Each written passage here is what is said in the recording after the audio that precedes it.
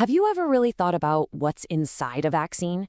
Today, we're going to pop the top on that vial and take a real look. We're on a journey to understand the blueprint of a vaccine and how our bodies react to it. And our guide for all this? It's the World Health Organization's own learning manual. So let's get right into it. All right, so here's our game plan. First, we're going to ask, what's actually in the shot? Then we'll get into the 4 different vaccine blueprints. You can think of them as different strategies. We'll also meet the vaccine support team. And yeah, you heard that right. After that, we'll talk about adverse reactions, figure out how experts weigh risks and benefits, and finally, see how just knowing this stuff can really build confidence. All right, first up, let's get right to the heart of it. What is actually in that shot? Let's open up the vial and see what's inside. You know, it's totally fair to wonder what's really inside a vaccine. It can feel a bit like a black box, right? But it's not a mystery at all. It's actually incredibly precise science, and we're going to break it all down for you piece by piece. Okay, so the absolute key ingredient, the real star of the show, is something called the antigen. You can think of it as the active ingredient. It's this tiny, totally harmless piece of a germ, a virus or bacteria. And its whole job, its only job, is to get your immune system's attention. It's like a wanted poster that trains your body to build a defense without you ever having to get sick in the first place. So we've got the antigen, right? The main event. But how do you actually deliver it to the immune system? Well, it turns out there's not just one way to do it. There are actually 4 main blueprints, or what I think is a better way to put it, 4 different training programs for your immune system.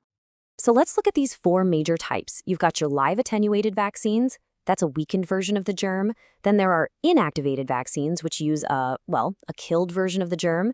Subunit vaccines use just a tiny piece of it. And finally, toxoid vaccines use a harmless version of a toxin that the germ might produce. See, they're all taking a slightly different path to get to the exact same destination, immunity. Okay, let's compare 2 of the big ones. On one side, you have live attenuated vaccines. These use a weakened, but still live, version of the germ. It's kind of like giving your immune system a live sparring partner. It can replicate just a little bit, which helps create a really strong, long-lasting immune response. But then, on the other side, you have inactivated vaccines. These use a killed version of the germ. So instead of a sparring partner, it's more like studying the enemy's blueprints. It's totally safe and there's 0 chance it can cause the disease. And of course, each approach has its own pros and cons, right? There are trade-offs. If you look at live vaccines, like the one for measles, you get an absolutely excellent immune response, almost like you got the infection naturally. The catch? They need to be stored really carefully in what's called a cold chain, and there's an incredibly rare chance they could revert back to a form that causes disease. Now, inactivated vaccines, they have 0 risk of causing the disease, and they're way more stable. The flip side is the immune response isn't quite as strong, and that's often why you need a few doses or boosters to get the job done. But here's the thing, the antigen, it doesn't go it alone. It has a whole support team working behind the scenes. And these other ingredients are absolutely essential for making the vaccine safe, keeping it stable, and making sure it's as effective as possible. So who's on this support team? Well, there are 4 key players. You've got adjuvants. Their job is to boost the immune response. Then you have stabilizers, which keep the vaccine effective during storage and transport. There are also tiny, trace amounts of antibiotics, which are just there to stop any contamination during the manufacturing process. And last but not least, preservatives. They're super important for multi-dose vials to stop any nasty bacteria from growing in them after they've been opened. Let's zoom in on adjuvants for a second, because they're actually really cool. An adjuvant is basically an amplifier for your immune system. Think about it. If you're using a killed germ or just a piece of a germ, it might not be enough to really get your body's attention. So the adjuvant's job is to basically shout, hey, over here, pay attention to this. And that signal helps your body mount a way stronger defense. A really common example, and one that's been used safely for decades, is aluminum salts. And the way they work is actually pretty simple. All they do is kind of hold on to the antigen right there at the injection site for a little while. This slow release effect just gives your immune system more time to notice what's going on and to build a really solid, long-lasting memory. Okay, now I want to talk about one preservative you might have heard about, thimerosal. It's a compound that contains something called ethyl mercury, and it's been used all the way back since the 1930s to keep those multi-dose vials safe from contamination. There's been a lot of talk about it over the years, but the WHO's Global Advisory Committee on Vaccine Safety has looked at the evidence and they are very clear, and I'm quoting here, "So far, there is no evidence of toxicity when exposed to thimerosal in vaccines." Okay, so let's talk about reactions. Because look, anytime you introduce something new to your body, there can be a response. But, and this is a really important but, it is absolutely vital to understand the difference between a common, totally expected response and a truly, truly rare event. Let's really break that down. So, on the one hand, you have minor reactions. We're talking about a sore arm, maybe some redness, or a little bit of a fever. Honestly, these are actually good signs. It means your immune system is waking up and getting to work. They're common, they happen pretty soon after the shot, and they go away fast. Then, way over on the other side of the spectrum, you have severe reactions. And I want to be really clear, these are extremely rare. This is stuff like a severe allergic reaction, which is definitely serious, but again, super, super uncommon. So, how rare is extremely rare? Well, this number really puts it into perspective. The chances of having anaphylaxis, that's the severe allergic reaction we're talking about, is roughly 1 in a million. 1 in a million.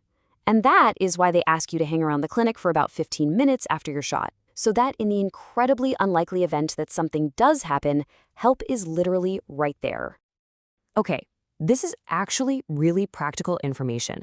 How can you tell the difference between a rare allergic reaction and something much more common, like just fainting because you're anxious about needles? Let's look at the signs.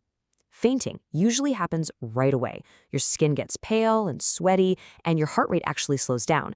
Anaphylaxis, on the other hand, is often delayed a bit, maybe 5 to 30 minutes. You'd see things like a red, itchy rash, trouble breathing, and a really fast heart rate. Knowing these key differences is super important.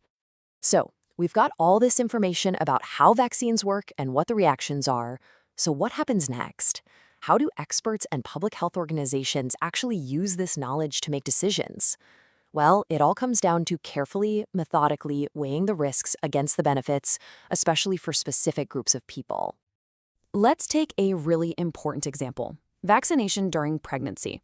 Obviously, this is something that requires a ton of careful thought and research. And after looking at all the data, the science is crystal clear. For inactivated vaccines, remember, those are the ones using a killed germ or a toxoid, there is just no evidence of risk to pregnant women. And here's a really powerful real-world example of that in action: the tetanus vaccine. Look at how the protection builds up with each dose. By the time a woman has had 5 doses, she's protected for her entire childbearing years. And what's so amazing about that is it doesn't just protect her, it protects her newborn baby from neonatal tetanus, a horrific disease that is almost always fatal for the infant. This isn't just theory. This is science being translated directly into a strategy that saves lives. Which brings us to our final, and I think maybe the most important point of all. All of these details we've gone through, the ingredients, the different types, the risk-benefit analysis, it all leads to one place. It leads to confidence.